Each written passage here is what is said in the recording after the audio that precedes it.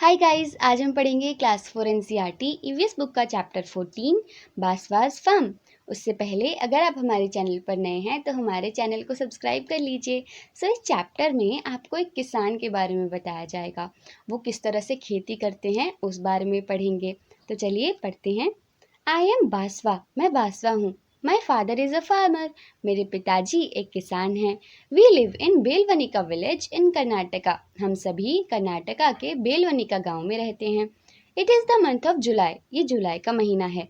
Like every year Appa my father is preparing the field to sow the onion crop. और हर साल की ही तरह अप्पा यानी मेरे पिताजी खेतों को तैयार कर रहे हैं, उनमें प्याज की फसल बोने के लिए। There are so many things to be done at this time, हमें इस समय पर बहुत सारे काम करने होते हैं। To help him I to go to the field with Appa, और अप्पा की मदद करने के लिए मैं भी उनके साथ खेतों में जाता हूँ। In the last few days, Appa has been using khunti and iron rod to dig the soil, loosen it and make it soft. और मैंने क्या देखा कि पिछले कुछ दिनों से जो अप्पा हैं वो एक खुंटी यानी एक आयरन रॉड होती है, उसके इस्तेमाल से जो मिट्टी है उसको खोद रहे हैं और उसको ढीला बना रहे हैं और सॉफ्ट भी कर रहे हैं। नेक्स्ट क्या है? सोइंग द सीड्स, बीजों को बोना। This year also my father will so onion seeds in the fields, और इसी साल जो मेरे पिताजी हैं वो प्याज के जो बीज होते हैं उनको भी खेतों में बोएंगे। The bullocks will pull the carriage and Appa will walk behind them, और जो बैल हैं वो तो कैरेज जो होता है, कुरिज जो होता है उसको खींचेंगे और मेरे अप्पा उनके पीछे पीछे चलेंगे। स्प्रिंकलिंग द सीड्स, बीजों को बिखेरते हुए। I would also like to do this, मुझे भी ये करना बहुत अच्छा लगता है। जस्ट लाइक माई अप्पा, बिल्कुल मेरे अप्पा की तरह। बट अप्पा says that it is necessary to drop the right amount of seeds at a regular distance, लेकिन अप्पा कहते हैं कि ये बहुत ज़रूरी होता है कि बीजों की एक निश्चित मात्रा, एक स्पेसिफिक अमाउंट और बिल्कुल सटीक दूरी पर डालना ज़रूरी है। This is not so easy to do, ये बहुत आसान नहीं है। He says that I may drop too many seeds at one place, वो कहते हैं कि मैं एक ही जगह पर बहुत सारे बीज भी डाल सकता हूँ। I must wait till I am a little older to be able to do this properly, और मैं इंतज़ार करता हूँ अपने थोड़े बड़े होने का, उतना बड़ा कि मैं इस काम को प्रॉपरली ठीक तरह से कर पाऊँ। द स्प्राउट्स अपीयर, अब बासवा क्या कहते हैं?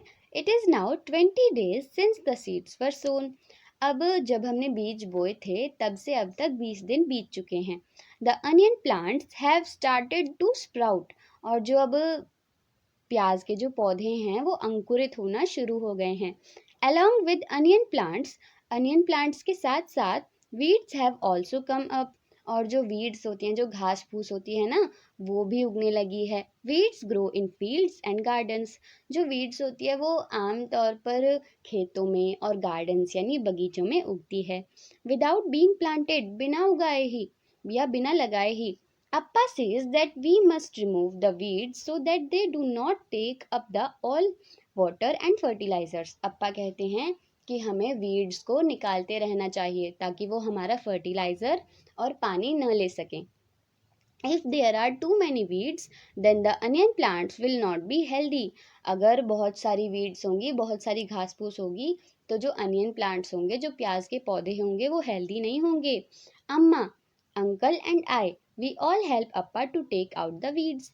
अम्मा, मेरे चाचा जी और मैं, हम सभी अप्पा की मदद करते हैं वीड्स को बाहर निकालने में। Growing plants, I am happy to see the plants, मैं प्लांट्स को देखकर बहुत खुश हूँ। They are tall enough to reach my knees, और वो प्लांट्स इतने बड़े हो चुके हैं कि मेरे घुटनों तक पहुंच गए हैं। The leaves have started turning yellow and drawing up, और जो प्लांट्स की पत्तियां हैं वो पीली होना शुरू हो गई हैं और वो सूख भी गई हैं।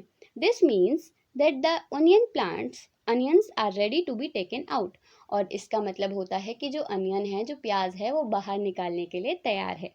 डू यू नो वाई, क्या आप जानते हैं क्यों?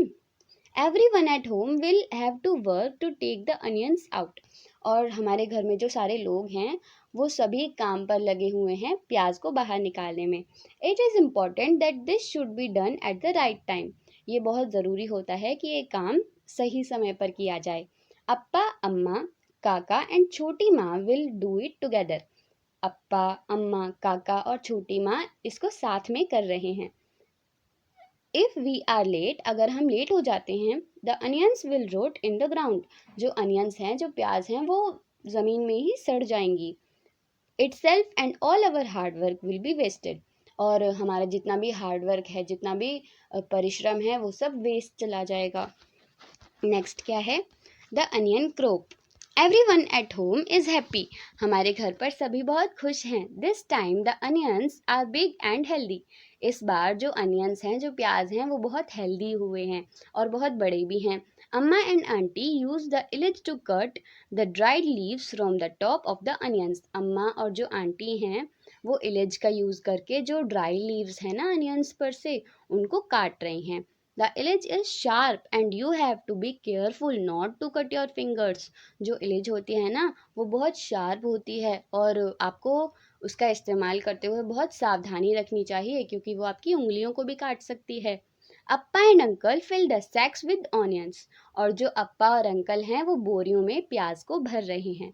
अप्पा will take them in a truck to sell in the big market, और अप्पा वो जो बोरियां हैं उनको लेकर ट्रक में डालकर लेकर जाएंगे बड़े बाजार में उन्हें बेचने के लिए। इस वीडियो में इस चैप्टर की एक्सप्लेनेशन थी, इसकी एक्सरसाइज हम नेक्स्ट पार्ट में देखेंगे, और जो उसका लिंक है वो आपको डिस्क्रिप्शन में मिल जाएगा। Thanks for watching.